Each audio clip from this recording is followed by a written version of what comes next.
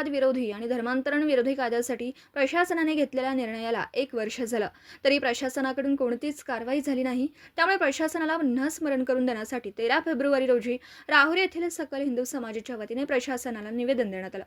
तहसीलदार अमित पवार यांना दिलेल्या निवेदनात म्हटलंय की लव्ह जिहाद, फसवणूक करून किंवा बलपूर्वक करण्यात येणारे धर्मांतर रोखण्याच्या अनुषंगाने कायदेशीर बाबींचा अभ्यास करण्यासाठी विशेष समिती गठीत करण्याचा निर्णय प्रशासनाने 14 फेब्रुवारी रोजी घेतलेला आहे.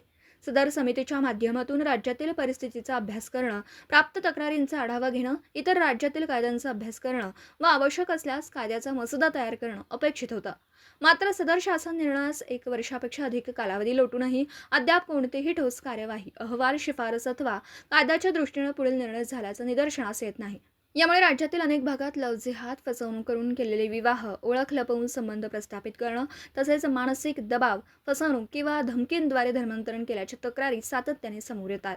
भारत देशातील उत्तर प्रदेश, मध्य प्रदेश, गुजरात, उत्तराखंड इत्यादी राज्यांनी या विषयावर कायदे केलेले असताना महाराष्ट्र राज्यात मात्र अद्याप ठोस कायदेशीर तरतूद नसल्याने पीडित महिलांना व कुटुंबांना न्याय मिळवण्यात अडचणी येत आहेत. मार्च महिन्यात होणाऱ्या महाराष्ट्र राज्य विधिमंडळ अधिवेशनात लव्ह जिहाद व बलपूर्वक फसवणुकीद्वारे होणारे धर्मांतरण रोखण्यासाठी स्वतंत्र कायदा करण्यात यावा, अशी राज्यातील सामान्य नागरिकांची ठाम व व्यापक मागणी आहे, असं निवेदनात म्हटलं.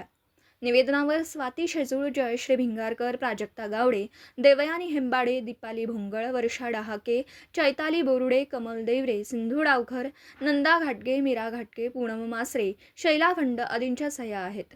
दीपक साळवेसह योगेश पवार, न्यूज 14 राहुरी. व्हावा म्हणून 1 वर्षापूर्वी सरकारला निवेदन देण्यात आलं होतं, जे सध्या गरजेचं आहे महिलांसाठी. तर आज ते निवेदनाला 1 वर्ष पूर्ण झाले. त्यासाठी या सर्व महिला आम्ही इथे जमा झालोय की आजपर्यंत प्रशासनाने या गोष्टींची खबरदारी घेतलेली नाहीये. तर यापुढे त्यांनी या गोष्टींचा विचार करावा, हे सरकारला निवेदन करतोय आम्ही.